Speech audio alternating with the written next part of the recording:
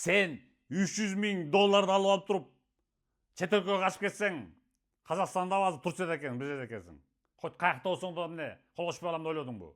Менин видеомду көрөт ошол. Сен бар любой жердин жети катарына кирип кетсең да менин видеомду көрүшөт ошол жакта кыргыздар, диаспоралар. Түшүнүп атасыңбы? Садыров Асхат Корчобекович 37 жашта. Мына фотографиясын көрүп койгула, өсүп өрүнүп чыгат.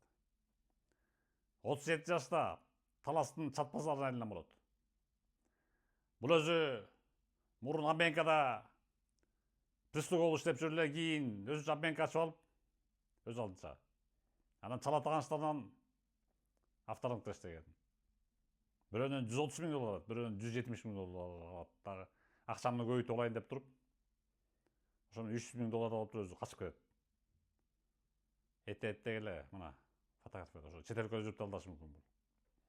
А сен Асхат елжиребей туруп алып келген, уктуңбу? Асан берип койгон күтүп атат мына. Мына жакшылап көрүп алгыла фотографиясын.